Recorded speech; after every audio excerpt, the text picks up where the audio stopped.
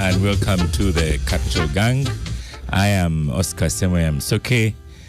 We started a little bit late, but the weather is perfect for the Capital Gang.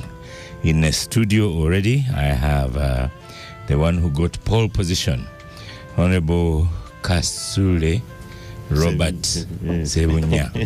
Robert Kasule Sebunya, you're most welcome to Gang once again. Thank you, and good morning to the listeners. Honorable Katuntu, most welcome to Gang. Thank you. Honorable Semoju, most welcome to Gang. Thank you. My brother Robert. Go to the microphone, Abdu. My brother Robert is more known by his father than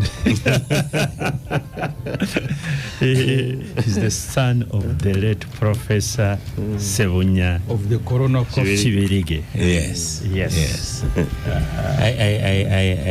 I wonder, the Sebunya Chibirige was supposed to be from my land in Chigo and then on to Bukoto, so that's migration proper. Yeah. Great man he was. I left rain in Chigo, and I've had comments on the budget. And you know, when any road leading to capital is in such a bad way, I expected Semoju to agitate for. Because today, because of the rain and I was a little bit late, I thought, let me go behind the Bukoto way. And I see that you've not allocated any money for that one. That road, passing by Chagulanyi's office. Yes. Maybe that's another reason it will not be fixed. That's also where I passed. It is in a bad shape. It's terrible. It is in a bad And shape. yet should be a bypass of some sort to the main. But isn't Chagulanyi's office in Kavule? Because I think that one is being worked on. The other one is the This gym. one is his original office. The mother of the office. The mother of all problems. You nearly said that, Robert. The mother of all offices. So you're most welcome. Abdu, during the week, we've had this discussion of what's fake, what's not fake. I mean, what skills were you using to see that this letter is fake? Now this one is genuine. Then there was a rebuttal, a denial, which now turned out to be fake. Then there was one confirming that the other one is fake. So how are we to work out these letters? And Minister Chris Baryomosi also weighed in that if you are leaking letters and... Well, I don't know whether Minister Baryomosi was talking about those letters. Oh, he was referring to other letters. Government documents. But these days, social media with its way of work, somehow they will find a conversation around something which excites and amuses them. And they opened up a conversation. Of course, there was a lot of communication from Plot 1 Uganda, and the letters which I think were written by the president were confirmed by his press unit to have been written by the president. And one which came to be fake was also confirmed to be fake. He has come to count us again. And and there walks in Dr. Mukiza. So Ibrahim is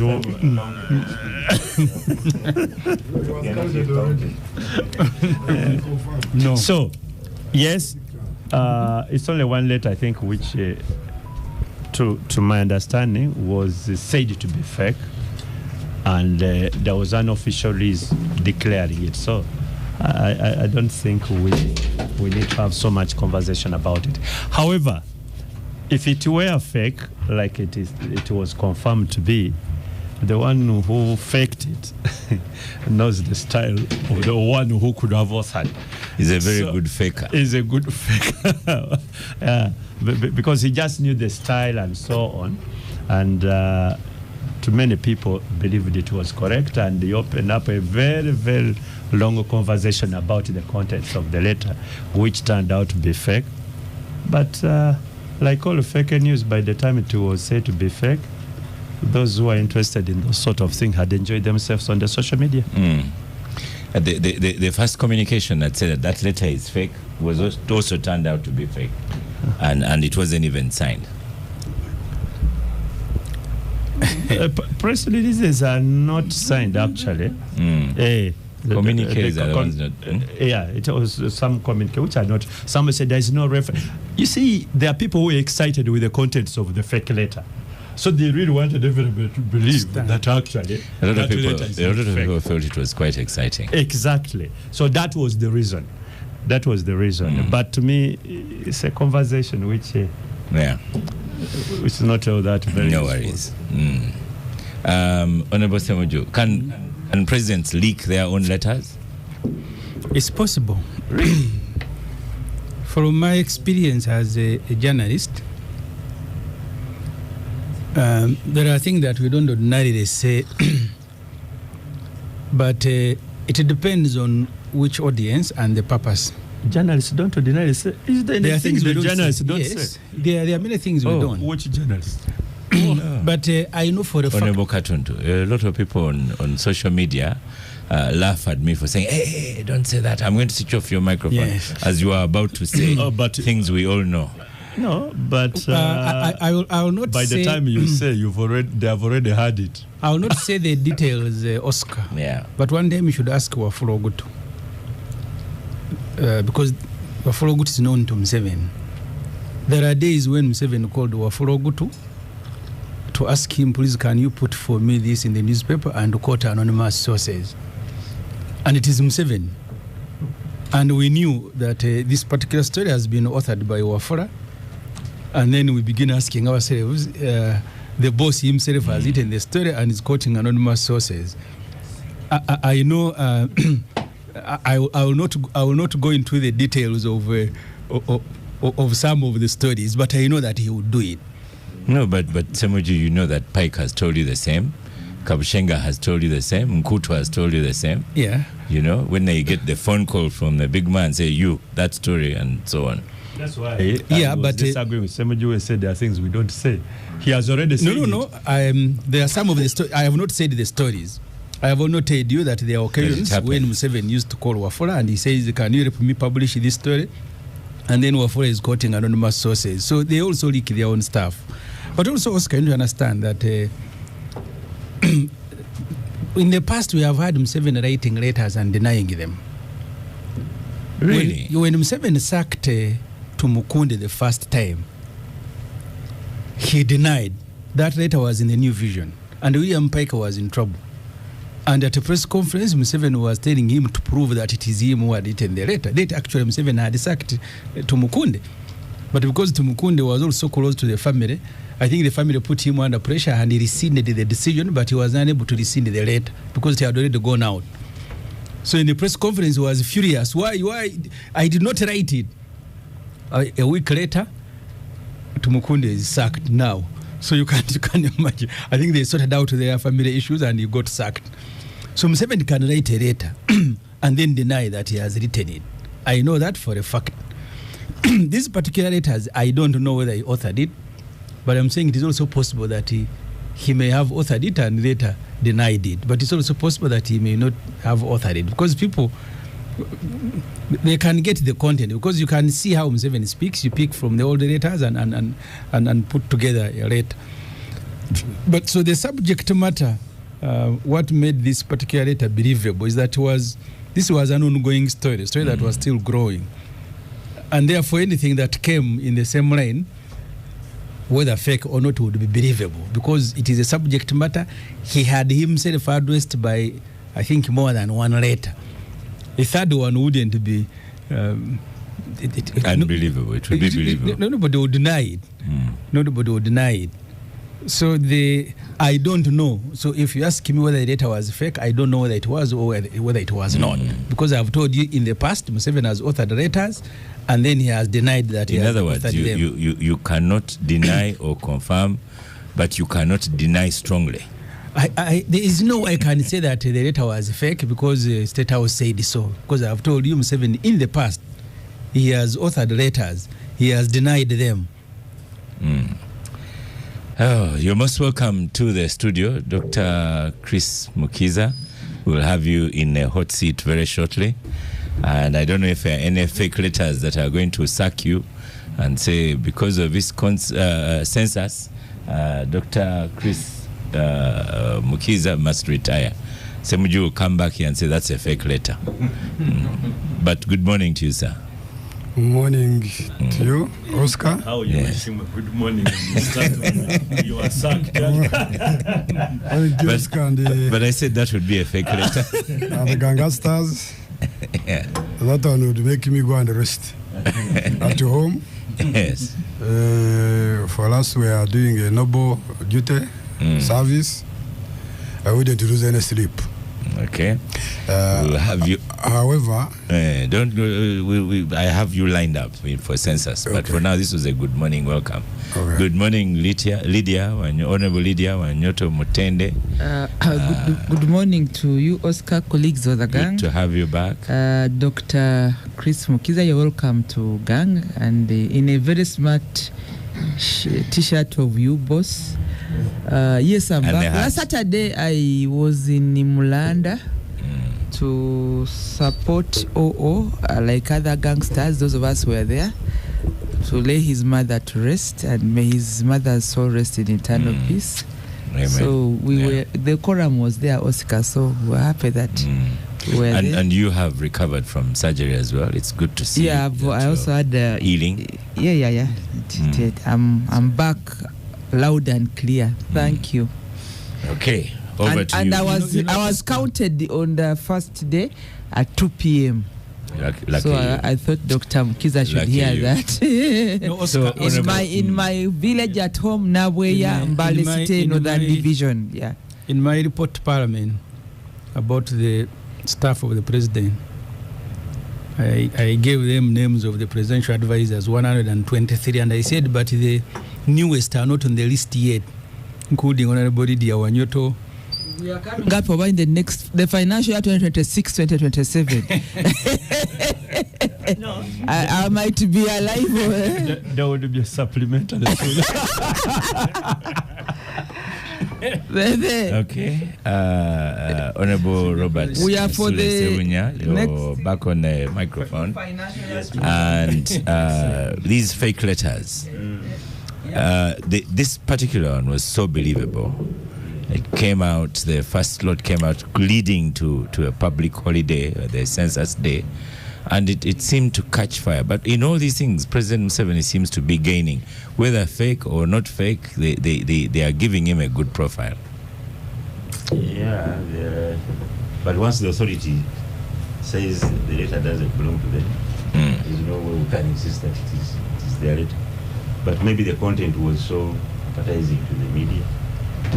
And therefore it trended, and it's like it was like a feel good for the president that maybe he has acted or something. But as the earlier gangster have said, maybe, and I can't deny when Honorable Semuju says, because he was in the media for a very long time, so he knows some of these the gymnastics within the press room. When he says Pike was asked to do this, and then Good was asked, everybody has said so maybe sometimes it is the statecraft behind the scenes.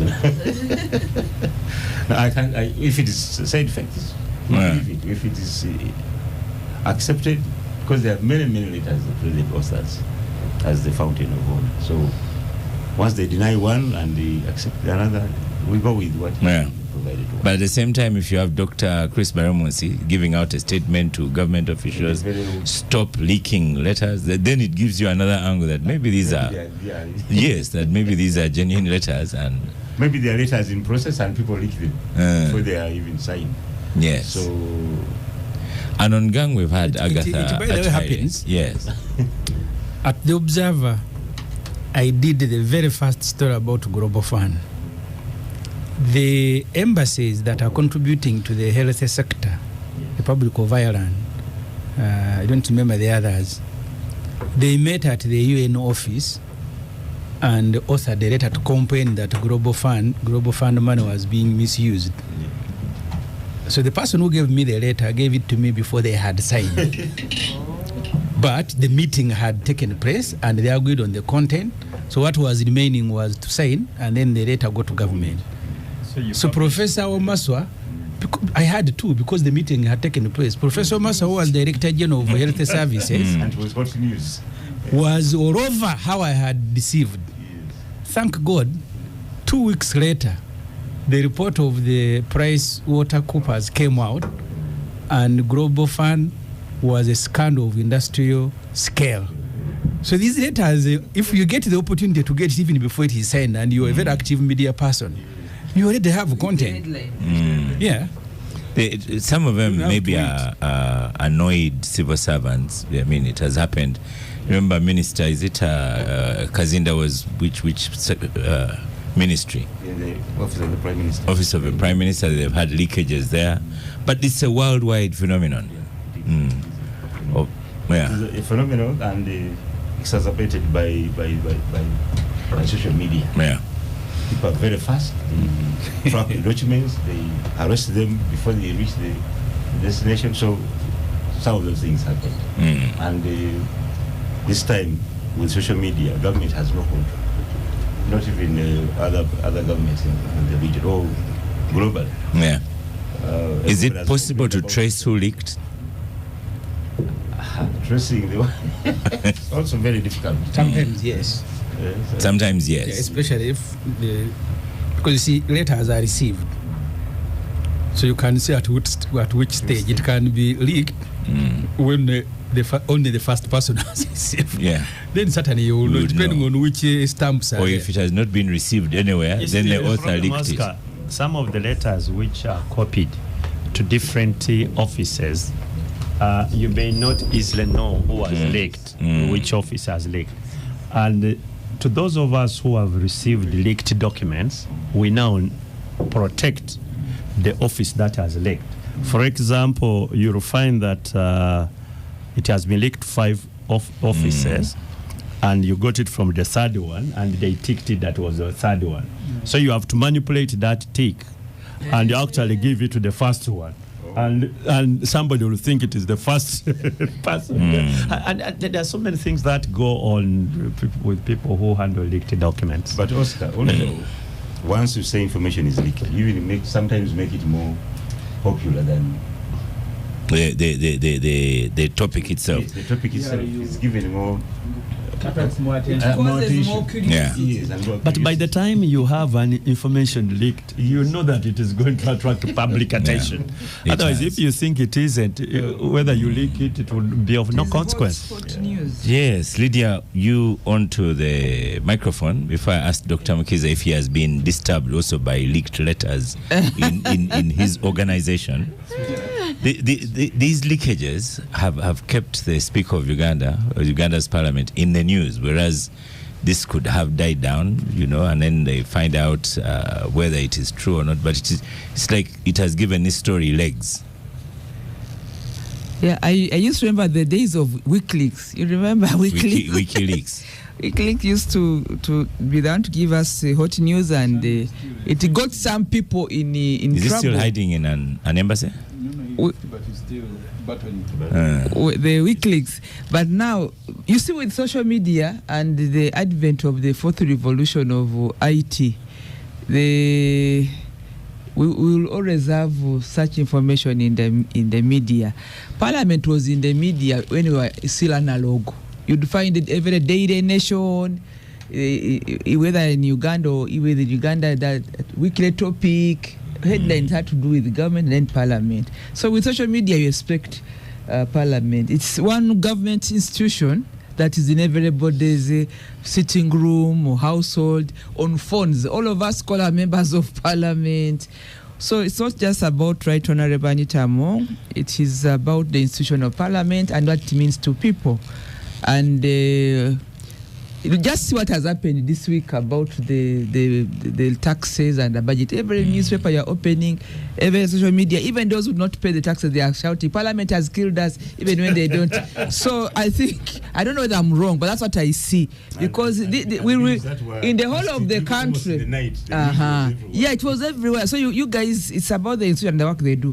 And because of social media, I do not know of any department in Uganda where Ugandans relate directly to people there than Parliament. Each one of us knows something about your MP, what they are doing, what they're not doing, whether you support them or you don't. By the way, we elect them.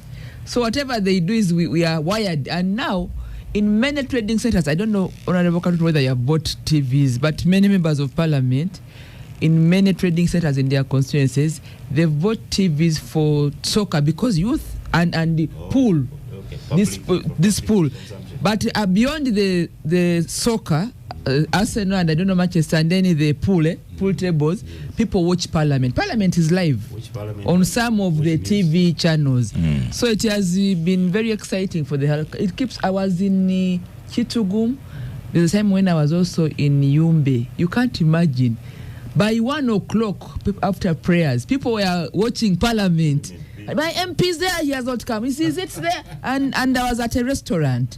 So and the trouble is with those who don't speak at all. So they see him every day. But so I think that's the way I look at the institution, and I'm sure that the MPs themselves also know that these days with the media and TV networks everywhere and phones, they should know that the whole country has an interest in them, and that's the only institution that I know that many Ugandans directly relate to. They know somebody in that place at a personal level. So that's the way it is, and I think we should take it that way. And and that's what it should be anyway. Yeah, that's what it should be. We should take it that way. I agree. And when we should also, you've talked about the speaker, but at our level as Ugandans, we should differentiate issues of the individual person, the institution, but also Uganda. And our debate cannot be Katogo everywhere. No, we should be able to differentiate the level of debate. If something is about the decision of Parliament and it's affecting Uganda, we should raise the occasion and defend our country and be able to see for that. If it's about individuals, that's a different matter. That's a personal matter, and we should also. But when we do the mix, we lose the debate. Yeah, that's what I see. Yeah. Dr. Mkiza, I saved the question for you. How does your organization work with these leaks, rumor, and so on? Because as a government organization in charge of research, in charge of knowledge, and so on, but surely you also suffer from the same problem. We have not faced technical leakages, like data. A lot of everybody have faced leakages of administrative nature information, and the source of the leakage is mainly indiscipline among staff. Those are the main ones. When you hear that something has leaked, the leakage has come from within. Disgruntlement, maybe. Yes. Disgruntlement, but also there are errant. Of recruitment. There are also errant staff who want to be spoilers permanently. But also we've faced issues where, for example, there is an investigation going on, and the investigators leak the information to the media before you even know. And then you wonder whether, you're investigating through the media. So maybe that one comes from the so-called whistleblowers trying to ensure that the public knows what's going on even before the person being investigated. So largely I can attribute it to gross indiscipline in the institutions, and also generally the moral fabric, fiber of the citizens of Uganda has generated, and also the free press, as Robert says, the social media has exacerbated the leakage. Now we need to deal with it, to know that these things will continue happening. How you deal with them after the leakage matters now. You put out a correct statement. Before the census came up, the leakage, the rumor that was running around the organization was that you bought fake machines. Tablets. So now tablets, because some people were presenting to you the good ones and you refused to get the good ones, then you took the bad ones. So when the exercise started and the machines were not working, people said, we told you. No, machines never failed to work, as I said last Saturday. There's no machine that was brought back to Statistics House for repair. What the problem was, login issues, credentials. So if that rumor came, it must have been a sour graping supplier who failed to get the tender. Procurement process. Yes. And I think their dreams now were shattered when the things started working everywhere the next day. Okay, we are going to come back to that. Let's go to the Shadow Minister of Finance here. But it might be a moment. Yes. Let me think the okay, I can't say the rumor, the appointment of IGP is also not fake. Which then we should congratulate him because they have said they have yes. a new IGP. I saw that on social media, but since you are seated in Oponopono's chair, it is you who must confirm, people of the ruling party. Hey. So, Honorable Semuju, if you listen to the news this morning on Capital FM, it says the 72 trillion national budget was proposed, up from 58 trillion. You can see that's an increment of about 20 trillion. But what is most catching is that it caught some parliamentarians by surprise. Is that correct?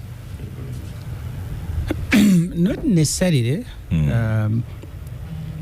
You see, those in the budget committee. the revision of that budget upwards, the formal document revising the budget came hours into the process itself when we were about to pass it. I think Capital would be right to say that it caught many MPs. But if you're a politician, you're a journalist, and you follow things and you're waiting for future things, you will die.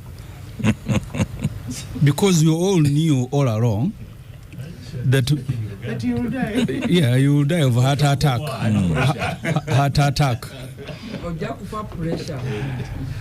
The processes that eventually present those formal documents are processes that will go on at night every day. Mr. Museveni, I know for a fact, has been convening meetings at State House. Some of the meetings are attended by the leadership of Parliament. I am shocked that even these days the Chief Justice attends those meetings making the budget, because in the Constitution the budget is between the executive and the Parliament. But he has also been attending. So we knew, because even when the Honorable Musasizi on March 28th presented the 58 trillion budget, he spoke about a corrigenda that they may, of course, the magnitude maybe is what was shocking, because it has never happened that you revise a budget by 13 trillion. Because, Oscar, the budget making processes under the Public Finance Management Act has parameters. One of the requirements in the law is that Parliament must look at the work plan and procurement plans. When you present an extra 13 trillion revising the budget, it means you've taken away part of Parliament's work. But if you can allow me, Oscar, to go to the substantive issues, I did write a minority report, but I also written a comment, try to help people who are in a position like myself, who are not like Sebunya, who are knowledgeable in the field. I have tried to use the ordinary language for me and for those. There are about 3-4 things about the budget. First, the total. Yeah. The second thing is the financing of that 72 trillion budget. This budget, the projection of URA is that next year they will collect 31 trillion shilling. Yes, that's the projection, up from 29. In the budget, on the side of financing, you have about 9 trillion, which will come in as both loan and grants, project support. Once that money comes in, government can't touch it. If it is to construct a school, you cannot divert to construct a health center.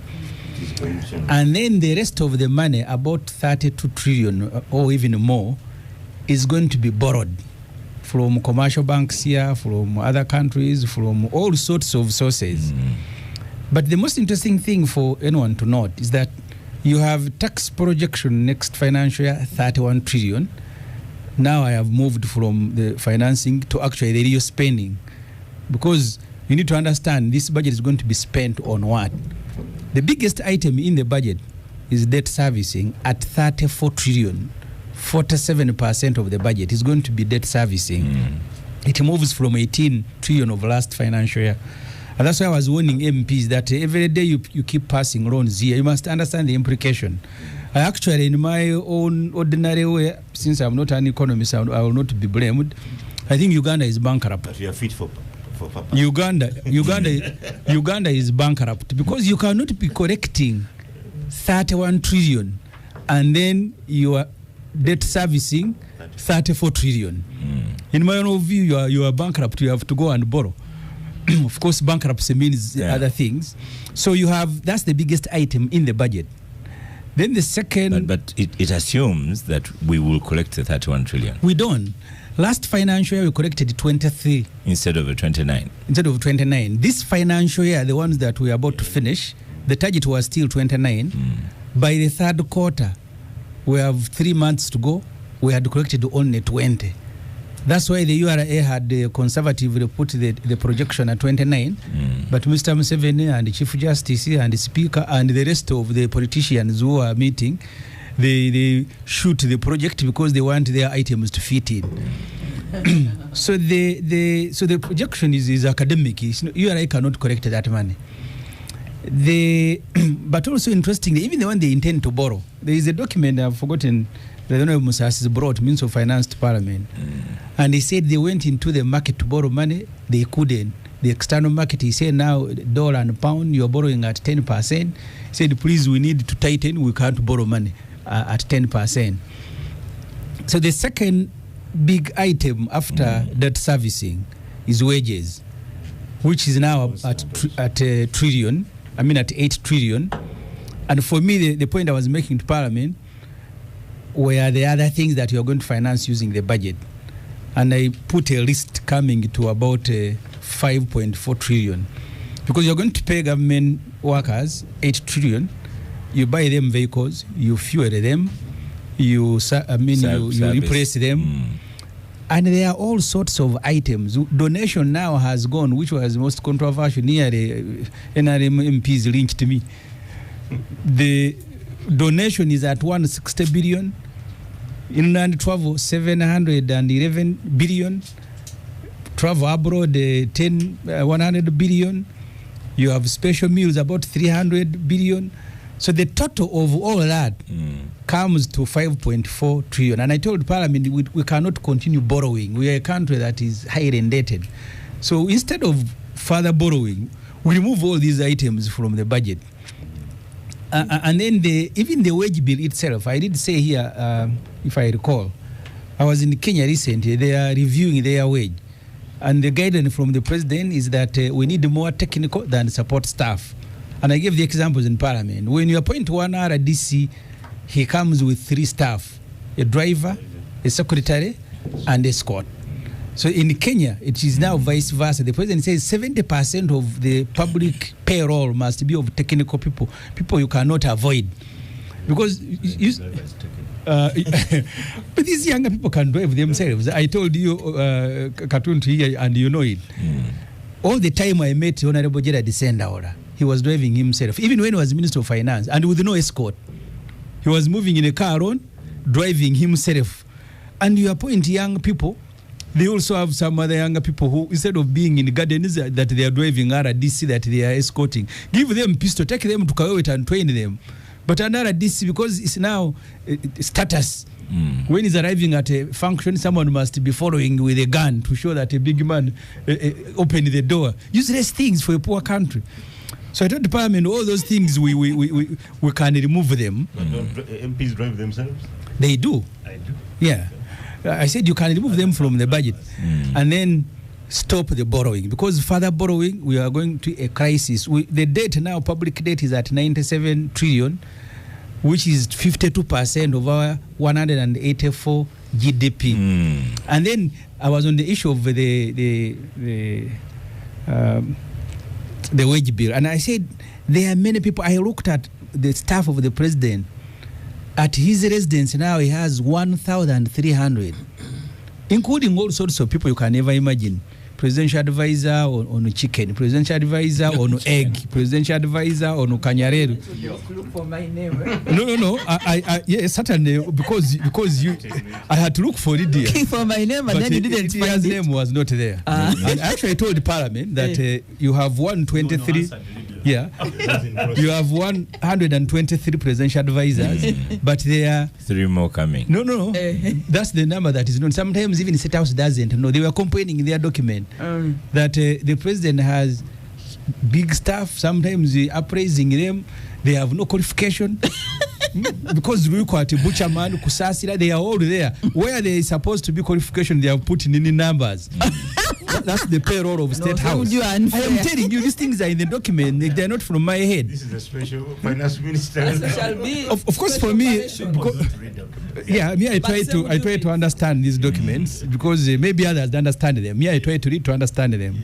So even the 8 trillion for the wage, it can be trimmed if you are running a serious government. Remove people who shouldn't be on a payroll. I looked at local government, these districts in their hundreds.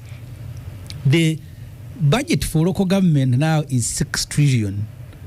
3.3 wages, another trillion fuel, this. So the money that remains for developing these districts is 600 billion. Actual service delivery. 600 billion. So you have a budget of 6 trillion and only 600 billion is for development. The rest is for staff, for politicians. And I also did tell Parliament we need to deal with public administration because the last elections, Uganda elected 2.8 leaders, 2.8 million. Yes. The projection by Electoral Commission, which is asking for 2.5 trillion to finance elections, is that at the next election we are going to elect 3.3 million leaders. I did ask MPs, you guys, do we deserve this huge parliament of 559 MPs who are never in parliament? And still counting. Throughout these processes of budget and taxation, we have not been 100. They are not there. The speaker was complaining, where are you guys? I am now going to capture your faces and put them in the newspapers. So in a nutshell, Oscar, we are in a crisis, a financial crisis. We don't have money to fund the budget. We have borrowed, but the debt servicing, I have told you, last financial year, 18 trillion. It has now jumped to 34. I don't know what it will be when you go to pick another 30 to 40 trillion to finance the budget. Crisis after crisis. So I told the NRM MPs that you guys, you are slowly but steadily bankrupting the country. Abdul Katonto, if Honorable Mohammed Mwanga Chivumbi says MPs are not scrutinizing the budget, who is listening to Semujo? Actually, they are listening. I was in the house. By the way, we sat after around 11 p.m., past 11 p.m. And we had sufficient numbers. Sufficient? Yes. Quorum. And when the Honorable Semuju was presenting his alternative, I could see everybody following. Never mind the style of presentation. He has a unique one. But if you are to not pay attention to Semuju's style of presentation and you look at the substance, it would be below the average of a thinker not to seriously think about what he was presenting. He put it a little bit simply that you cut your clothes according to your size. To your size. Are we all that rich to start thinking we are going to spend 72 trillion? And that's the biggest, that's the big question. It's only one question. And I'll tell you, I don't want to say that the problem is necessarily the executive. Parliament has a big share in the blame to this. And I'll tell you why. The BFP Which is? Budget framework paper. Okay. The first draft. That first draft. It was around 52. And that is the realistic technical figures given. But because the budget is eventually a political process, when it went to the committees of parliament, every sectoral committee came up asking for money. But actually put it to 100 trillion. They want to see themselves. You are talking about 72. When you read the sectoral committee reports, it goes to 100. And you add up, yes. Because their priorities are now different. They are trying to answer their inward, their sectors. To their constituency or so-called popular needs. We need this, we need this, we need this. This road of mine is not in the budget. Everything. And eventually... So these are not... I need you to say a little bit more about sectoral committee. Committees of parliament. These are committees of parliament. Yes. Increasing the budget. Yes. Not Ministry of Finance. Recommending increase of budgets. And the word they use... And not technical people from the ministry. Yes. No, the technical is all, they do it together. Yeah. And the sectoral committees, and there is a budgeting language we use. We say unfunded priorities. That there is this priority, there are gaps, and there is money has not been provided for in the budget or in the framework paper. And I'm telling you, when you read those reports, all of them, there is no committee that said, yes, we have 52 trillion, let us work within 52 trillion. Oh, can we cut this? But there's another also twist to it, Oscar. Sometimes these technical people know that there are these issues which Parliament will ask anyway. So they leave them out. They leave them out. Yes, I thought so. They leave them out put there. and put others. And Parliament, some of them actually is what Semuji was talking about. You know, when you look at maintenance of vehicles, blah, blah, blah, so those ones are already put in there. Yeah. So they leave what MPs really feel for the community. They leave out what MPs think are the priorities. So eventually it goes back to come without the final document. What we again use, the word we use is called agenda, which means actual amendments or adjustments. And that's when it rose from 58 to 72. But Oscar, 20 trillion. Not about 13. It's about 13, 14 trillion. You see, what all of us should think about, this economy is not doing as good as it should be. There are things we cannot afford to do.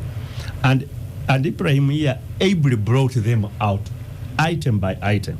There are a few things where we can have a difference of opinion. But when you look at what he particularized, I think 70 to 80%, we cannot afford them. Take, for example, Oscar, maintenance of vehicles. How much is it?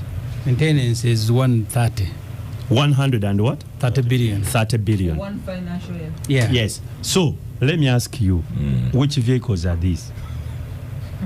The flying vehicles. Which vehicles are these where we are going to use 130 billion? That's why sometimes it might be even cheaper to buy them.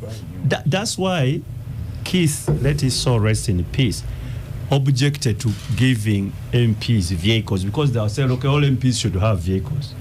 Then he said, no, we give them a what? A one-off. Because what happens if you give him a vehicle, it's a government vehicle. Therefore, you must maintain it, you must fuel it, and the driver. So at the end of the day, they gave MP 200 million. The cost of that vehicle after 5 years, if you have to give him a government vehicle, they calculated that. I'll give you an example. When I was chief opposition whip, I was given a car. It breaks down. The process of originating documents, what they wanted to replace was 36 million. It went to those listed garages. It came back not functioning. They put another 17. It was not functioning until I personally took it to Chiseka Market, and I used 3 million for it to function. But the government had put in 50. And yes, and that is what's happening throughout the government infrastructure. Oscar, sometimes we blame the politicians, and they are rightly so, because we are supposed to be the decision makers. But the biggest culprit of all this are your so-called technical staff. Just go in Ministry of Finance, and you see how many vehicles are there, and none of them it belongs to even a politician. This one you see all over you with the red number plates all over the place. So you leave, fuel is how much? Fuel is 300 billion, 370 actually. 370 billion. Yeah. Wow. And you can, so just about vehicles alone, I think 644 billion. 644 billion. Vehicles alone. So we can look in some of those things. And, countries have done it before. And Census doesn't tire about reminding people about what goes on in Rwanda. Yeah. So give people what? Give people a loan, and then they buy their own vehicles and maintain them, other than loading that bill on the taxpayer. It is cheaper, but I can tell you that yes, we can blame the politician, but the people who even originate this like those vehicles. Let me give you an example. Just if I were an intelligence officer, just wait on the day of school opening, Taiba school. Okay, another school. Don't use schools. Okay, hospitals opening. It do the international school. And you see how many red number plate are dropping. Both the holiday, what do we call it? When they are going for holidays, picking or dropping, and so on, or even visitation. So these vehicles eventually are not doing public work, because that fuel of that Commissioner Katuntu, who has his kid at Taiba, when he's using that UG of UBOS to drop my junior Katuntu there, he's not using fuel of Katuntu. He's using public fuel. And that's one of the fuels. No, he should be using personal fuel. Of course, that is not a government function. So that's what it is. And you can go on and on and on. And he listed, I think there were around 20 items, which he said we can look at it. And I think we can look at it. But does it make a political sense to look at some of those items? But Abdu, the interesting thing is that 5.4 trillion. Yeah, the interesting thing is that when Ramadan Govi was still working with Sada, you remember, the president said they had identified 7 trillion. It is the same things that Govi had identified before he became to take out of the budget. Then it was economics that works. These days, I don't know whether he uses that term anymore. So the budget. Yes, we passed it. It is a political budget. But this is the good news. It is on paper. It is on what? Paper. On paper. It's an estimate. It can't be, because it is no longer. That's what we are supposed. But I can tell you, Oscar, there is no way we are going to spend 72 trillion because we don't have it.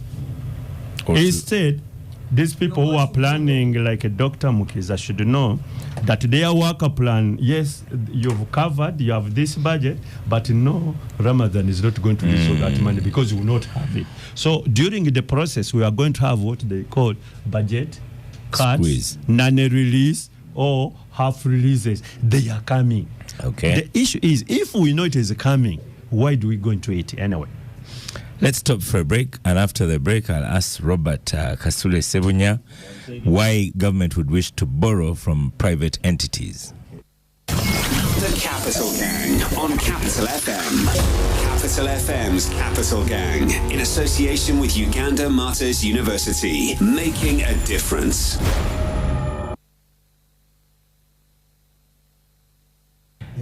This is the Capital Gang.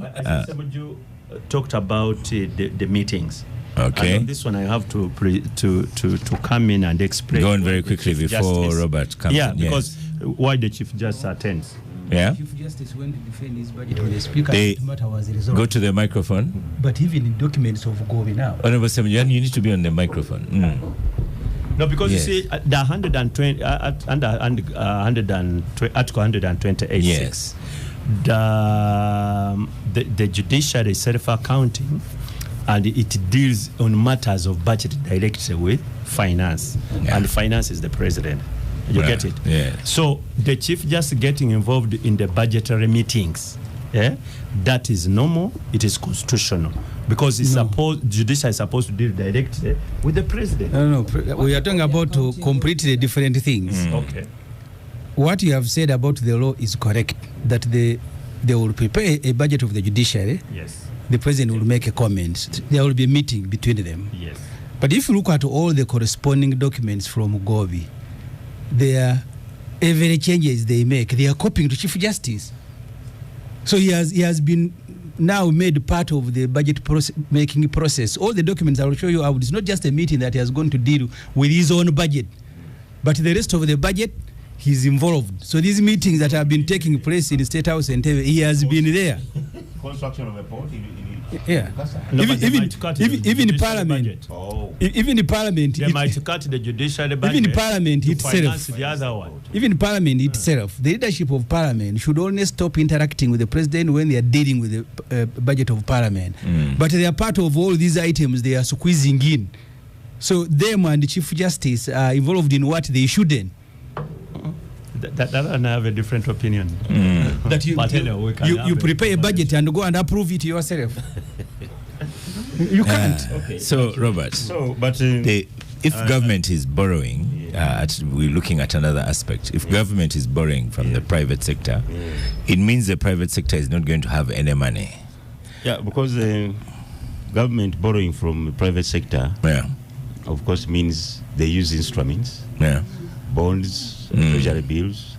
Those are the instruments they use to collect, to get money in order to finance. Let me first get these MPs to stop whispering.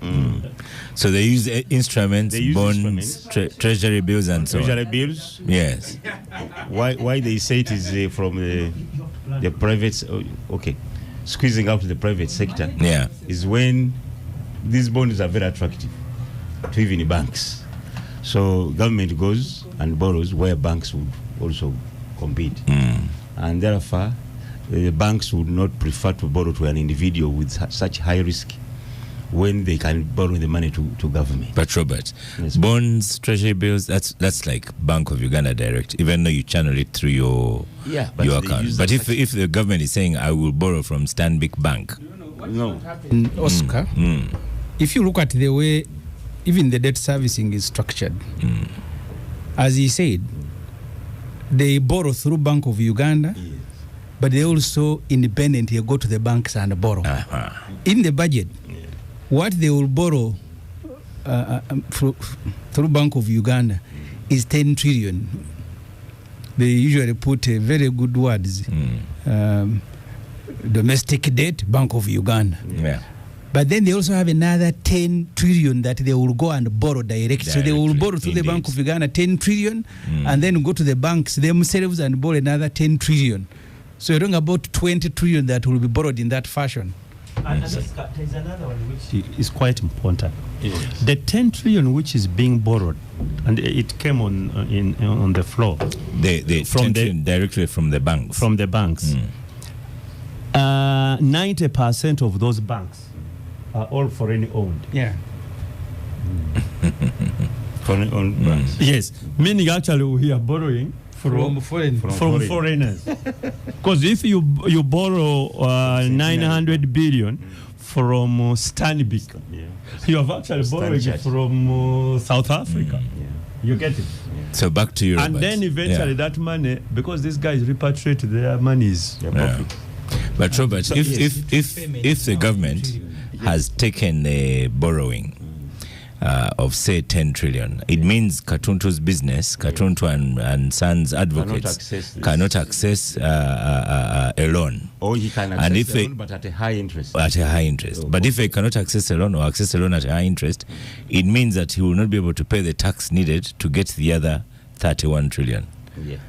I think we have. Is anyone looking at these things? Yeah, but I'm only happy that now Parliament, maybe Honorable Semuju here, is able to dissect the budget and put it in the. This budget has made Semuju look good. Yeah, but always we have had the opposition. These things have always been on the floor. The opposition side has always presented the real. So that this and Noaga put it. Yes. Said, look here, this time please can you listen? Because all these issues, Oscar, have been there. But this time can you listen? So we have already had good reports from opposition as far as the budget dissection is concerned, and maybe my brothers and sisters on our side cannot articulate the way the opposition is articulating these issues, because sometimes there is a selfish interest by the members of this side, but also that's what the finance minister has put on the table for them. Maybe to put it simply, somebody has put it very simply. This is the problem we have. This is the mountain we must climb in the next year, financial year. And what that means, at release, unless we have gotten a new source of income, is oil coming on stream? Are we going to export gold? So they must ask themselves. This is the spending side. What about the revenue side? It's a challenge. Yes, if you have a malnourished cow and you still want your 20 liters. You want your 20 liters. What do you do? You will milk it today. You live in milk urine. So we need leaders to critically think about our actions. A budget is a good, big document, an important document. But when it is bulged so much and then you have so little to provide in terms of revenue or financing it, then the ultimate loser is our voters at service delivery. The bad thing is that we're cooking so many things at the same time. We want the train, we want the port, We want the gauge, we also want gauge railway, we want the pipeline. Huge projects, huge projects. And yet our development partners are also squeezing us out through other means. They are not providing the loans, donations. They provide them too late, and they are multi-year. They are so. I mean, they cut the budget in multi-year. But even loans, and it goes back to again what Semuju was saying. Yes. To what extent are we going to borrow? Because that's now a big issue. Haven't you reached the red limit? Because if you look at the DP, the ratio, the GDP ratio, it's now 52%. Okay. So, but at least the loans, especially for development, like you have also said, our recurrent expenditure is much bigger than development side. So that means unless we borrow for those infrastructures, we can't use our locally collected revenue to do any meaningful development in terms of roads, in terms of ports.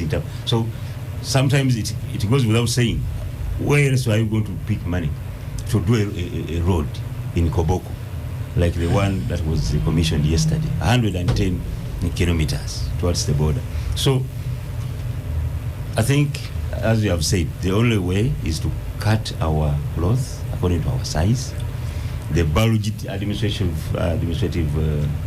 Cost of administration must be looked into. You had tried with rationalization, but you also did have maybe a quarter way. Maybe it was not planned so well. So we have we have to look inside our own and then know how to spend otherwise.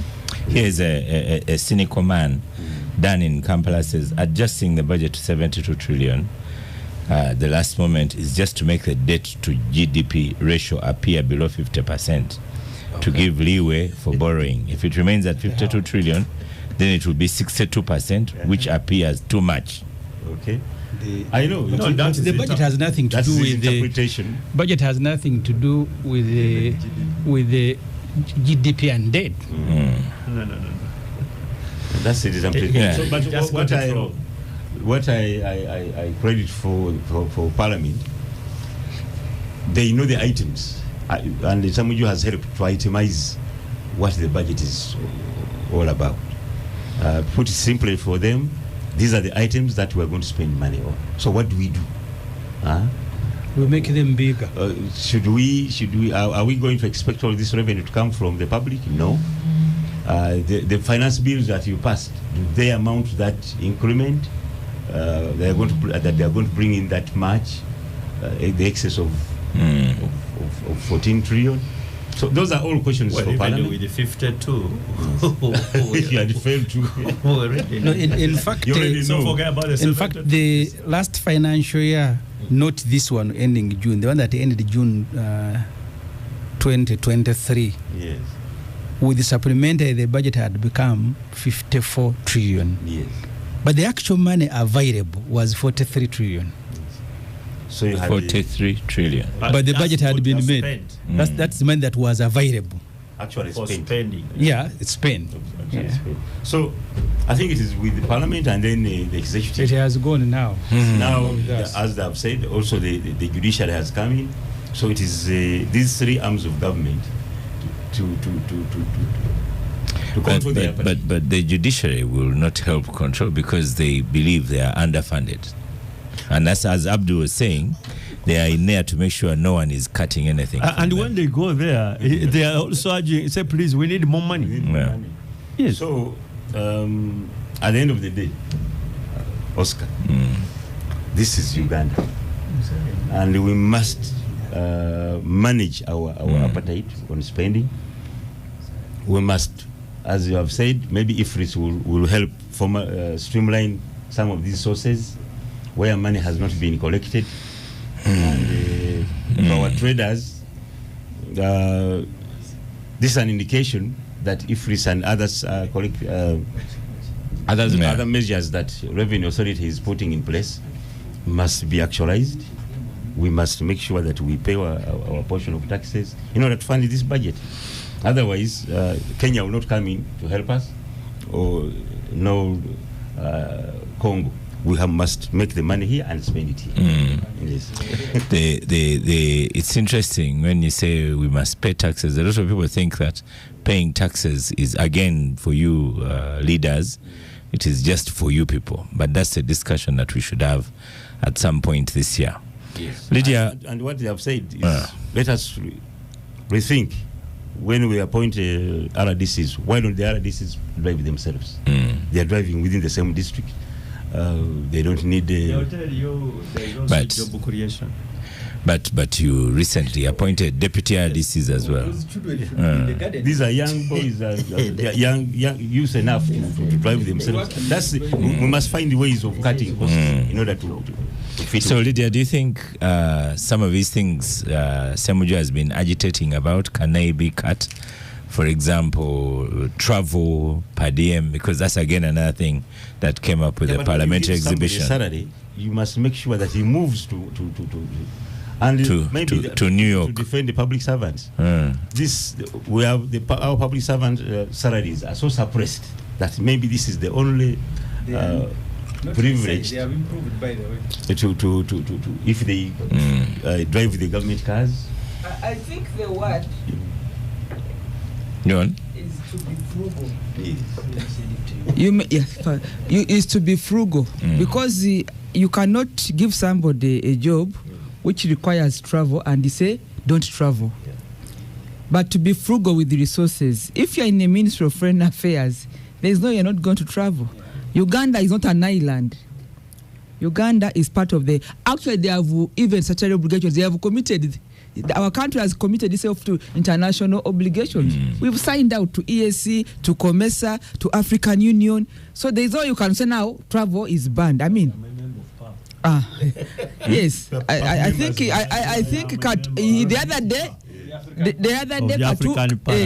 other day Cartoon to send us a picture taking oath.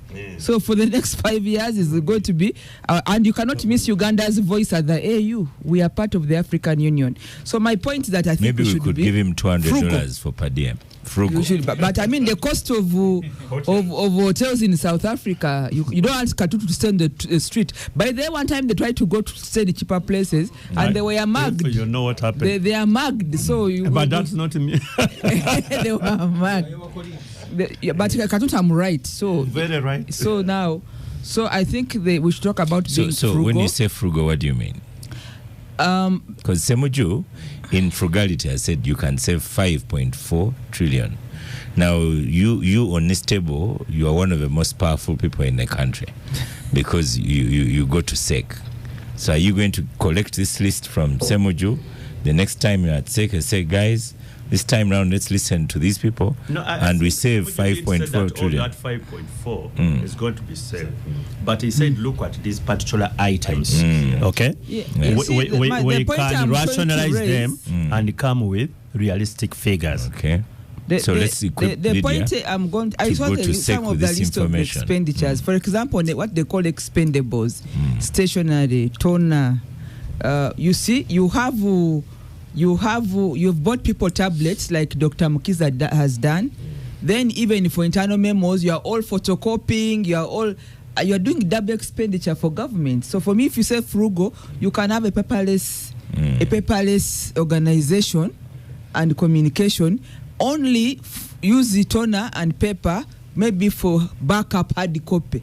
So we have to train our people even on being frugal. When anything government, there is an element of waste. That's what I've seen. So we require people to be more frugal, Oscar. And if I was somewhere, if you have a workshop. If you have a workshop, like how parliamentary committees move in the country, you've gone to Padel. And Parliament, I've seen people, you can move in a parliamentary bus. But I have seen departments of government, all people drive to a workshop. When you go to a meeting, you find the 40 government vehicles parked for one workshop. When members of parliament move into a coaster. So that's being, I'm now giving you examples of being frugal. Why do you want to drive all your vehicles? In Chigo, sometimes like 10 sirens have come. Now you see my point. It is still morning, and they're all going to the Serena. If we are all going to 15 sirens. If we are going to a workshop, I think now my point has been made, because every vehicle then there will be a claim of fuel. But use a bus. I think you boss, you have a bus. If you are going to a workshop, use a bus. I've seen it for. You want Dr. Mukiza to sit in a bus? I've seen it. I mean, members of parliament use the rest of the staff. You know, I'm giving you an example.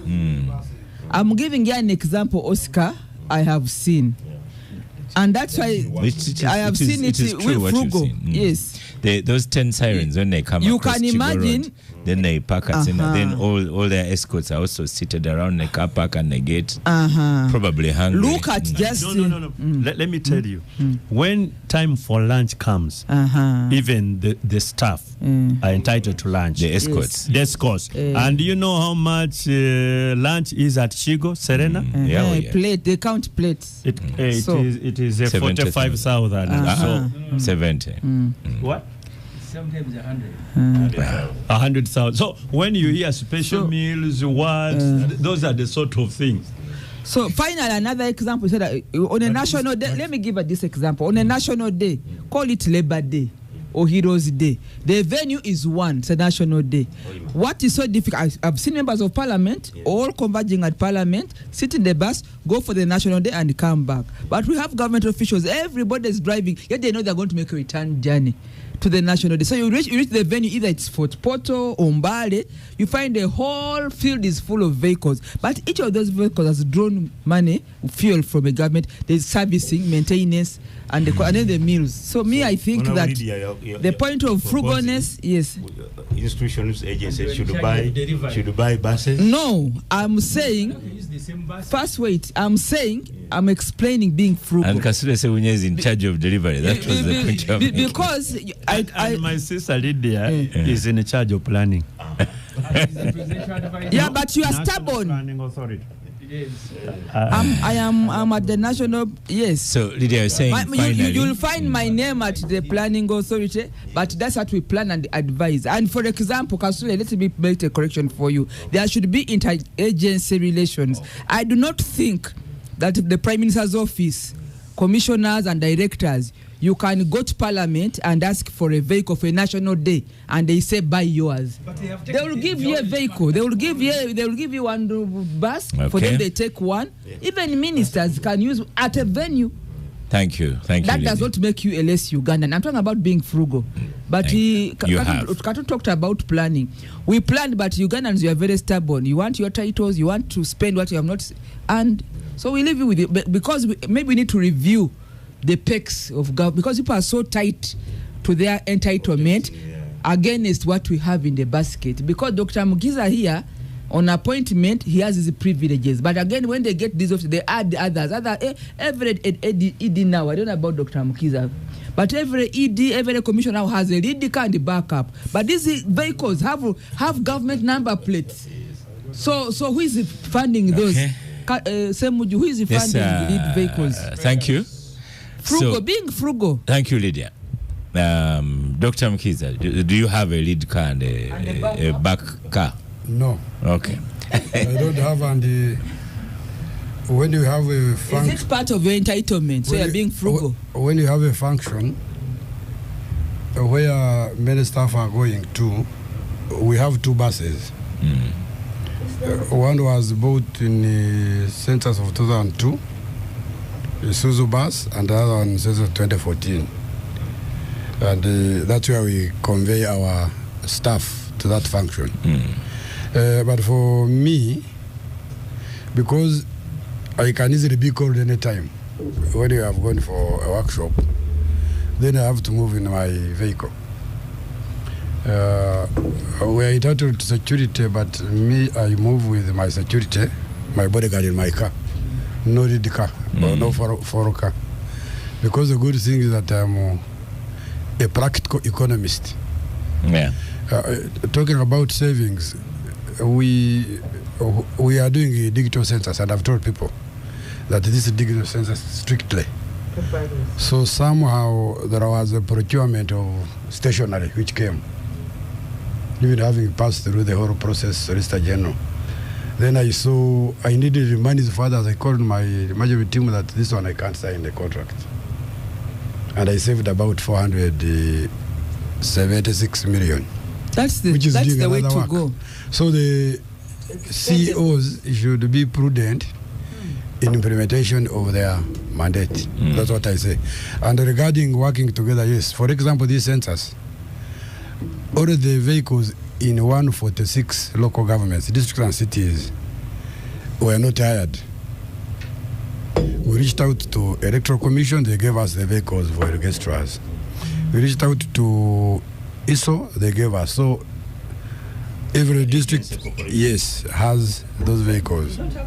For trucks that were conveying materials, we got from UPDF, we got from prisons, we got from police and the commission, and that one saved the money. So I think that's the way to go. Should be promoted. That's what we are So this is for this census, but previously, because we're just concluding on this topic, and then we now tackle you on the issue of a census. There's a time Semuju came here and he said even MPs had not been paid.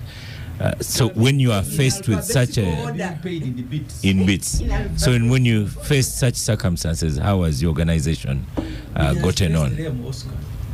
No, I Suppressed.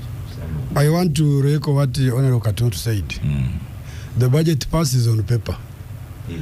We know that the releases are always about 60%.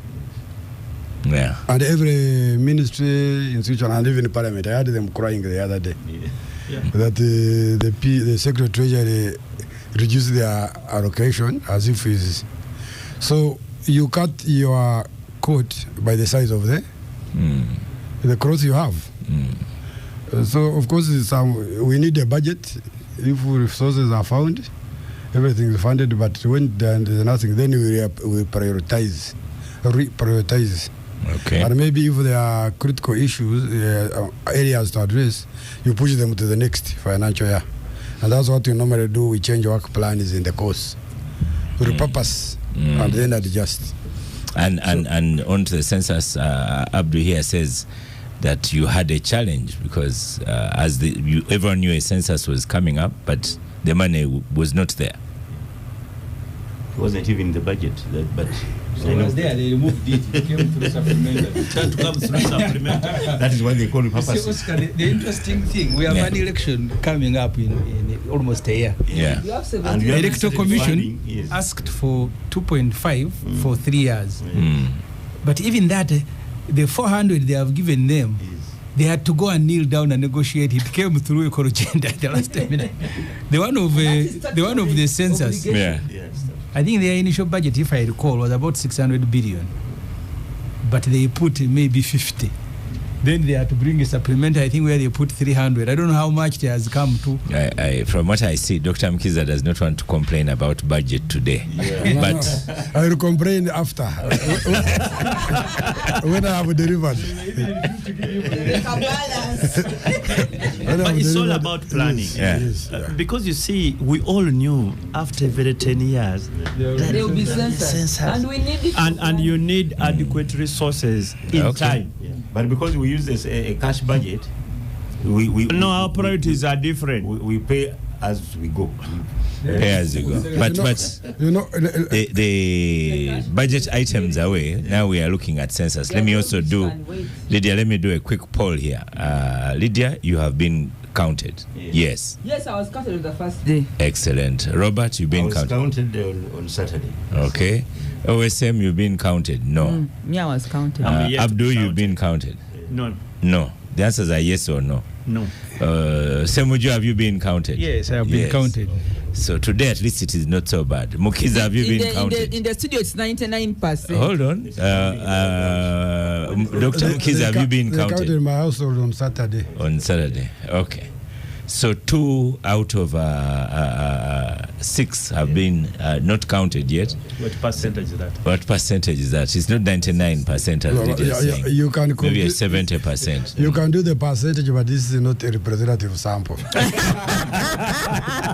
It's highly biased. It's highly biased sample. It is not the national We can add representative. on the other two. Yeah, the producers. Just sample space. Some of us are Kampala, like, 2 people on Entebbe Road, one in my village, Jira, one in Bukoto, one in Mbale. And It was in Mbale City. Nabweya. Yes. So, give us a status report, Dr. Mkiza. Yes, the status as of midnight. And I should tell you, last week after the show, I first had a message, came all the way from abroad, and a certain Peter said, you were very hard on Chris Mukiza. But then another one came up saying, you were very soft on Chris Mukiza. he should have been everyone littering the word sorry in everything he was saying. So, and on social media it was like that. Yes, I know. I'm a football fan. Here I support Sports Club Villa for a long time. It is old. As long as I started coming to Kampala. When did you come to Kampala? When you are joining It university? is about 1980 I something. came in 86 when I was going to Namilyango College for HSC. For school, yes. And I support 2 clubs in England. One is Arsenal. I almost thought so. You're so smart. Yes. One is Arsenal. And the other club is where I did my PhD from, Southampton, which was relegated and now fighting to return. And they don't compete. to come back.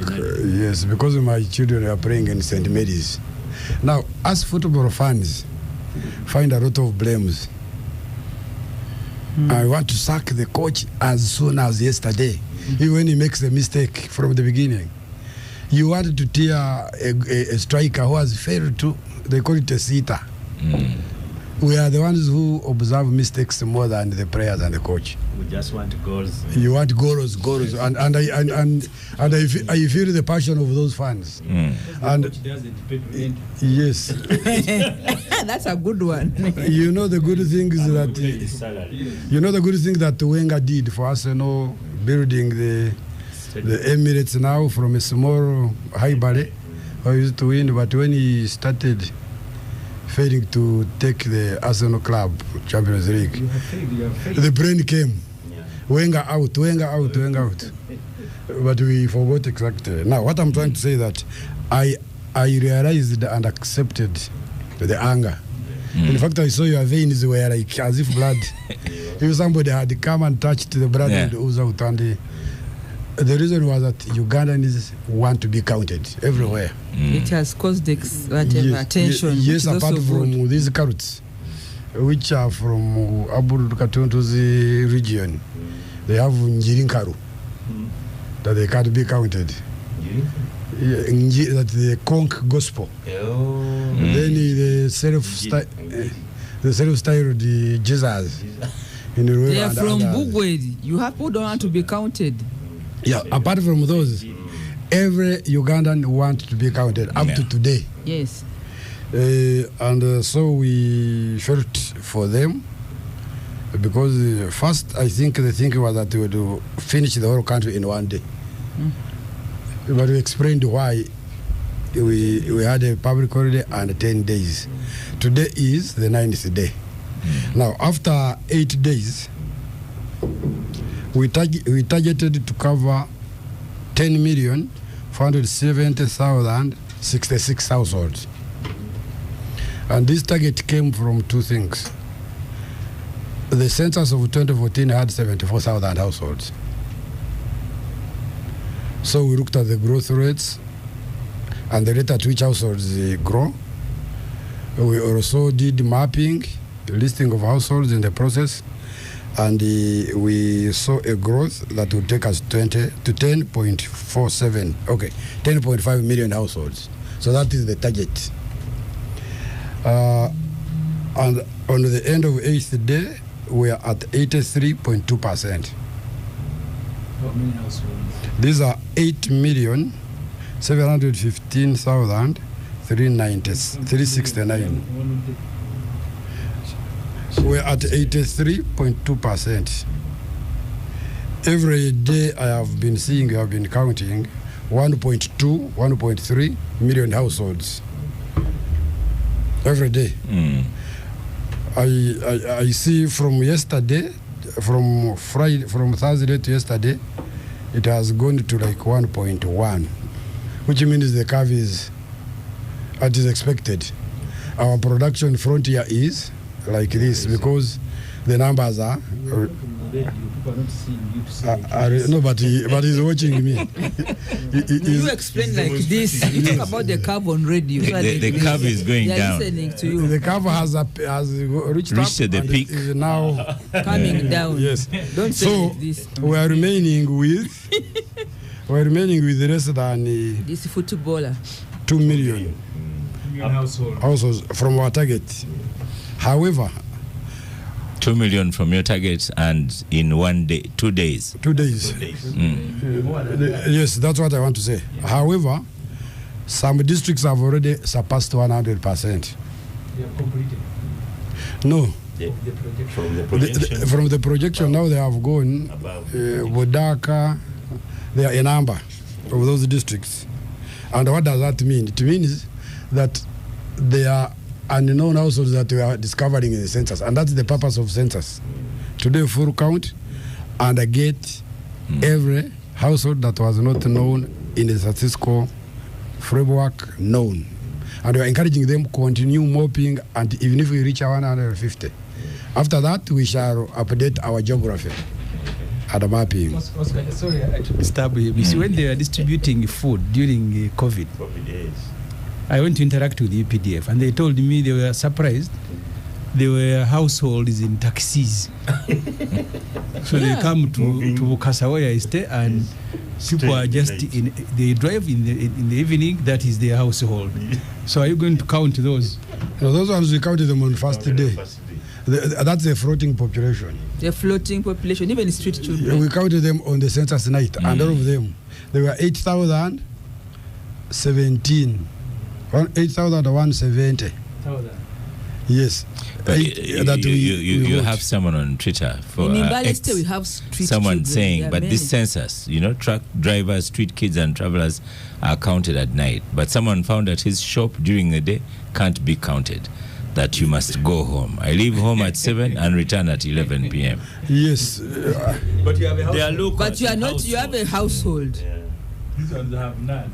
You see, unless they want me to degenerate this thing into technical thing, there are two things that are important in the de facto census. One, the census night, which is the reference night.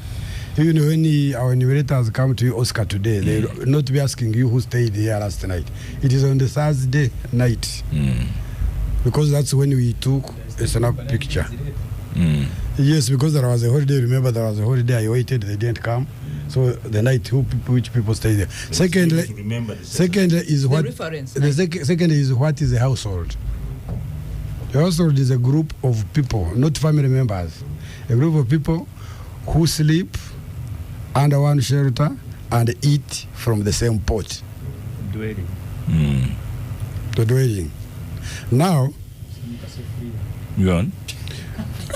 If you have sons, and it will come to some districts that are forming poorly, what we have discovered. If you have sons with the heart here, which is prominent in Karamoja, and northern Uganda, and eastern. When we are listing, the listers were taking them as households, but they forgot the concept of eating together. So some households are underperforming because of that. Now, when we are doing the Rio census, and they're asking who stayed and ate from the same, some households are not there because the other sons who had the hearts are in the household of the big mom and the middle heart. So that's what we are now trying to see, whether we do some of those areas we did not overestimate their target. But for other areas like Fort Portal, which reached 120 by yesterday, Fort Portal City, yes, and Budaka, we are still telling them, please ensure everybody is counted. And also when you are mapping, the problem comes in his municipality. You see these apartments, apartments up to 7th floor, each thing is a household now. Now the mappers would take that whole thing as a household. Now enumerators have been told to go into each apartment. We have actually sent their specialized guys who have been doing the surveys for us. We have now poured I am told, because yesterday I was told by some people who live in apartments that they write something on the door, a kind of a number, which shows that this one has been enumerated. So in the apartment block, there are like 3. The number has been written on, and 7, the number has not been written on. So it means they have not found that. Yeah. And they have told the enumerator that when you find somebody not there, you write all of those and write P. P means pending. Okay. The supervisors are now mopping. And that's what I'm going to say later. Now. You can say it now. No, when I want my arguments to flow. Oh, okay. Go on then. Moderator, kindly protect me. Let me see. His microphone is off. For my friend here. Now we faced challenges, of course. The other one of logging, some villages not in the enumeration in the enumeration system. Semujuzi constituency, we lost the staff and enumerator. One Sali, after counting on Saturday, he met a mob and reached him. Oh dear. Not about the process. We think it is ordinary criminality because when they saw him lying down, they abandoned, left the tablet there, left the power bank there, left the tag and the charger, but they took his phone. So we recovered the materials from the police station in Nigeria yesterday, meaning the motive was not targeting the census. But there's been a bit of a rise in such criminality. Yes, I think later, that's why I say people want this census. After realizing that he was an enumerator and they saw his thing, they left, they abandoned him. So police is investigating. Then we lost another lady, Tivita, in Namayingo. She felt ill and was rushed to hospital. We are still waiting for postmortem about the cause of death. Those are two. Now another challenge I've faced are conflicts, boundary conflicts. Apa has taken the Champions Trophy.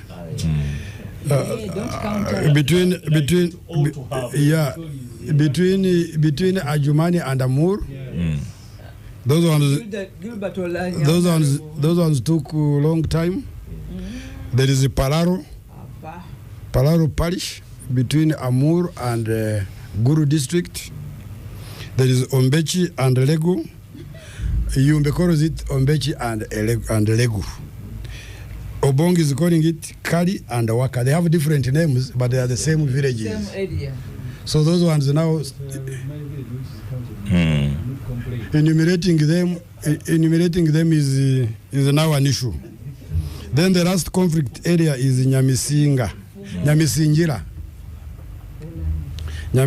between Ntoroko and Akabaroi. So we tried to talk to these people, the chief administrative officers who are the administrative heads even of these centers. They failed. In fact, like this, in Yumbe, they confiscated the tablets of enumerators who had been sent by Obonji, arrested him, and then we resued the enumerator. Now, I've communicated that we must enumerate. As long as enumerators are coming from those contested areas, it's not a foreigner. I have written CDF and I have deployed soldiers, UPDF, to protect our enumerators. And now, everywhere the enumeration is going on. So these areas that have started late, we are going to give them a waiver to continue. We are going to give them a waiver to continue to compensate for the days lost, because it is 10 days work. And that's a legal position. Yes, that's the official position. Yeah. The days are administrative. Yes, you know. Okay. But the cost related. Yeah. No, but if you didn't start because of conflict, of course you didn't work. You know, for us we work. It is output-oriented management performance, and the enumerators are aware. So I think that's where we are. Now I'm getting reports from midnight. Now we are at 84.2%. By the end of the day, we shall be in 90-something%. And tomorrow we are mopping up. But I want to give opportunity to those who started late with those challenges to mop up. We are guiding the district officials. I have representatives there and the district census officer who is a planner to ensure that they mop up. We have also heard that some enumerators are shortening the questions. To hurry up. So that they hurry up. And we are getting it from the system. Could this have been done online? Like someone here, Alan Bick says, the ED doesn't know that there are people who live alone at their homes. When I leave for work, I lock up. And then Greens Kansime, regular listener, says, though random sampling shows half of Mbara city households haven't been counted. Mbarara. No. Mbara city. For us, we have data. That one is speculating. Is a speculator. By yesterday, Mbarara city,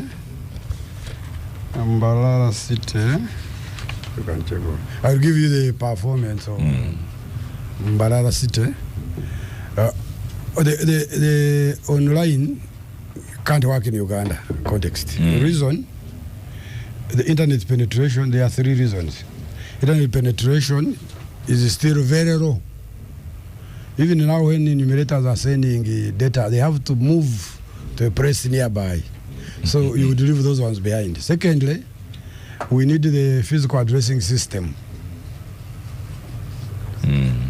Physical, I know. Yeah, I know Katuntu's home, like the physical addressing system. I know Katuntu's home. To send things on internet, there's a mango tree you have to stand. Yeah, so how would you enumerate that one? In other places. But we even don't know the addresses in USA where they do this. Everybody's known. They even if when they are known, they make an announcement early. And we actually thought about this 2 years ago. They make an announcement early. In the last census of 2020, they had 42% who had registered for online. The other 58 said, for us, we want help. You remember when it went continuously, Donald Trump said, no, I think the other people want to cheat and stopped. They have never released the census results in USA. So it also happens. Of course, because if you find that, no, he thought they are cheating. I see on Twitter by our Edgar Tabari posted an enumerator crossing a swamp and making sure the tablet is held high. But before you conclude on this, let's have a discussion around the table. Beginning with you, Abdu. Mbarara City for yesterday, as of yesterday, it was at 67%. 67%. So that is not half of as per today. Today, I am sure it is above 77. It will improve. Yeah, and what I have done, because we trained the prison warders, the prison officers to enumerate prisoners, UPDF to enumerate them, and others. So those in Mbarara have been asked to beef up to ensure that today they mop up. Yeah. I have a lot of human capital down there. Abdul, Dr. Mkiza gives himself 85% as of this minute, and he says he's bordering on 100%. For you, what percentage would you give him as of now? I think you're asking a wrong person because I've not been yet counted. but having said that, I have no reason to doubt the figures it's giving. And if we have to go by those figures, I think the exercise is going as it should. When I see many people, and I'm happy Dr. Mukiza takes it in good faith, complaining, it's like we want to participate in this exercise. And really, to me, that's the most encouraging. You should be extremely happy that you have, because Ugandans are really so cynical. Very cynical about an exercise, national exercise. By now they will say, why are they? Is it about our money, our property? Is it about our families, our details? Yeah, but that you have, yes, you have this population which is wholly embraced the exercise. I think that is a plus. I don't know whether it is because Uganda not the. You should have seen how we waited at home on Friday. I stayed at home for 2 days. Remember when Dr. Mukiza walked in here? He didn't have a friend here. Even me, who is supposed to be his friend, I was like, what has he come to do? So let's continue and see what it is like by the close of tomorrow. What you'll have to do, in my view, when you look at the numbers tomorrow, end of tomorrow, then you need to exercise that administrative discretion you have, whether you can extend it by another day, and by trying to explain, actually even maybe going to the press and say, guys who now have not been counted, please, there is an opportunity. I'm sure those, you call it mopping up, those who are mopping up, and maybe since it will be, that it will be Monday, you can have people stay home, at least to make sure that really they are now, because there will not be very many, and they will also be targeted because the households are known which have not been counted. Looks like the exercise from here, despite the challenges, especially at the beginning, it seems to have picked up, and if we are to go by the figures it's giving. 85% he has given himself so far. Yeah, because this is a different, we are used to exercise books and people physically writing. It's very difficult to fault his figures because he gets information as the enumeration is taking place. But as I said last week, we are all interested in this information for planning as Parliament, but also there will be other political processes that will follow. So we are interested in this process. We've given it all our support. That's why I was complaining to him even last week, because I called my councillors if I want to know what is taking place in the area. In some areas you've done fairly well. In other areas you are still, I am not sure that you are even at 60%. Because in the village where I stay, the ones that took machines to Bulindo, I think that's why I have set some sort of a base. Those machines have never come back. So they are struggling, and our area, people are too many. So maybe my request will be for you to consider these areas for an extension the same way you are considering those that are under conflict. Because otherwise it is likely that by end of tomorrow you will not have finished 60% of Kira by tomorrow. And someone is asking if these tablets will be used for 2034. No, I had a problem in Parliament. I thought that the government needed to work together, not even just the tablets, but also the people that they have employed. Because soon you will have NIRA going for mass registration. And I said you should have trained the same people to do these things, and they don't exist. And maybe found maybe a technology that does both. I had issues with them, the way they do infrastructure. You'll have UNRWA, as soon as they finish a road, National Water will come to open it. To dig up. So, Lydia, I have Joe online says, Sir, online census is possible in Uganda. UCC can reach everyone with a phone, and they have all our particulars. UCC can even disconnect your phone in a wink if they want. Yeah, what do you say to that? The assumption is that everybody has a phone, and this phone. Me, I use Kabiri. I first of all, I want to congratulate Dr. Mukiza and you, boss, for having pulled off going forward the exercise, because I just said that it has created the interest and the national concern. You can imagine if you had begun this exercise and nobody turns up or people ignore it. So this enthusiasm should be a plus on your side and fully embrace it. And the updating every other day when you say now this is what we have received, it's also good to give the country an update so that there's a debate on the figures going forward, because that has also been interesting. But as you end, like what you're saying, mopping up, be mindful of people who are beginning to have delegations to come for matters. They are now leaving. Have they been counted? They are, the ones of Nebi have now reached Chiriandongo. So there are these big delegations that are beginning to move towards it. That's one. The second issue, when the reason I think why I was counted at 2 p.m. At night. 2 p.m. on Census Day, it rained very heavily in the morning. Okay, in Mbale. In Mbale. So there are those areas that are difficult to reach. You had arranged that they come at 8 a.m.? I woke up at 6 in the morning and I sat. But the point I'm trying to raise is that in areas that are difficult to reach, for example, Elgon, where it has been raining, and their team got disrupted. Power went off, the terrain is difficult. Maybe they also require a consideration, because there are floods, areas which have floods. The Bunyangabo people have even died. So I thought that you can be mindful of that. Robert? But we are all eager to get the final results so that we can use, especially for me, especially women. I've encouraged them to say their right age, right names, so that we can plan for them better. Age.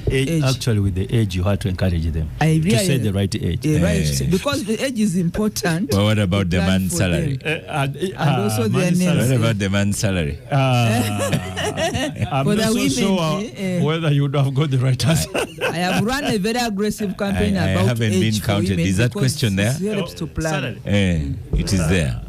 So, Robert. So now, of course, the digital census.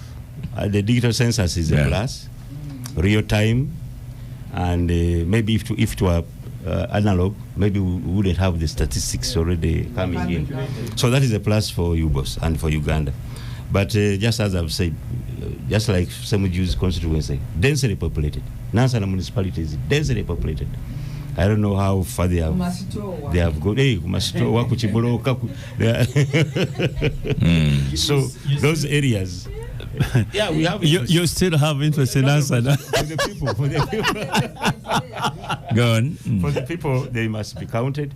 I know there are some people. There are some people who are already, and he must be aware, who are waiting to say, "I was not counted on the last day." So that and it will be on social media everywhere. People are maybe are going to post themselves. Have not been posted, counted. So you must have administratively a way to manage that noise that is already going to come in after tomorrow, after Sunday. But good enough, Sunday is like a public holiday. Maybe your enumerators should be told to mop, and everybody who is not counted should inform the chairpersons. Chairpersons of the villages should not to you, boss, but at least the chairpersons in the village. The chairpersons have not been so active. That's what. Okay. We go back to Dr. Mkiza, back to you for the conclusion. On this topic, I have a WhatsApp that says, on leakages, government leakages remind me of the times the late Bastogan Sandu lost several briefcases. The thieves thought he was carrying documents. These days, technology has changed everything, so the census must consider technology as well.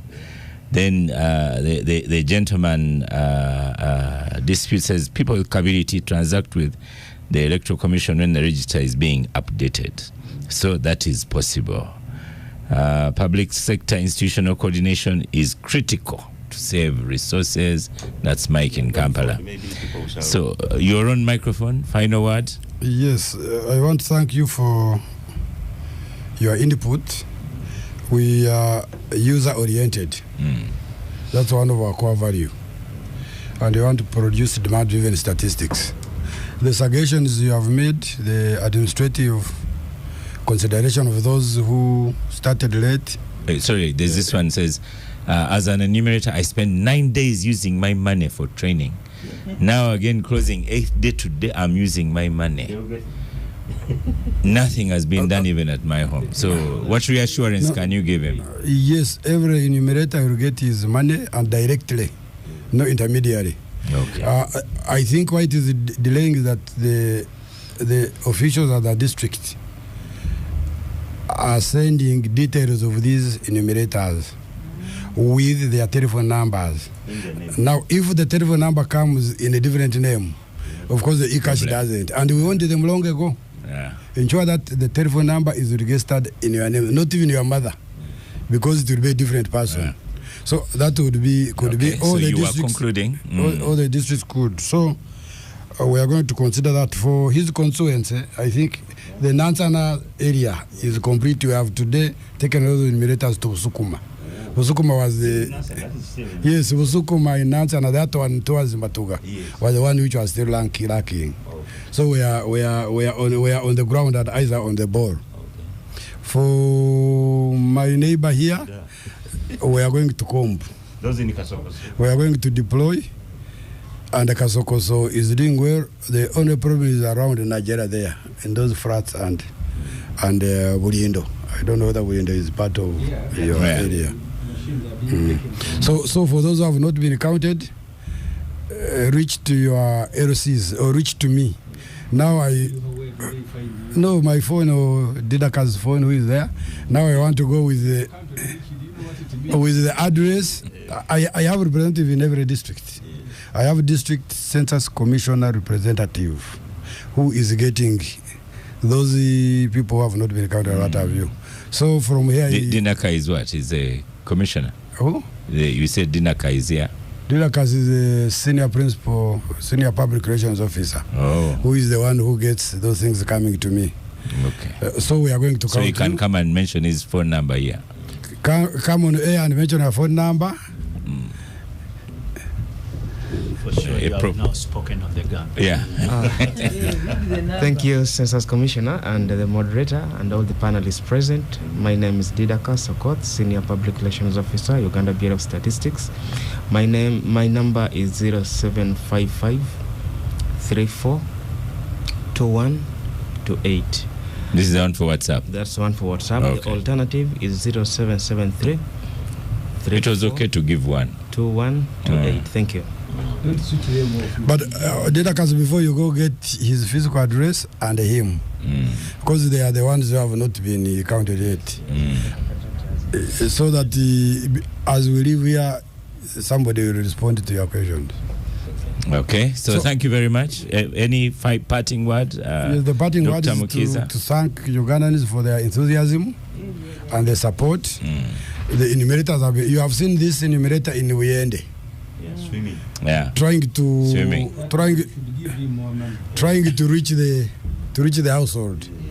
But I also want to see the census officer why he would allow such a person to risk because you don't know the depth of the water. Yes. That was a risk. Or maybe he's a local person. Yeah. So thank you. But we shall recognize such people. And if he has the requisite qualification, this is a very good data collector, which should be in our base. A hero. Yes. Thank you, Star Cafe, for powering gang. Dr. Mkiza, I hope you took something from Star Cafe, didn't carry a chapati in your pocket. Thank you, Honorable Semuju Katuntu Kasule Sewunya Wanyoto. Thank you very much for listening. Thank you for participating in gang. The listeners, thank you so much. Enjoy the weekend and make sure you're counted. I am Oscar Semoyamsoke, and I shall see you next week.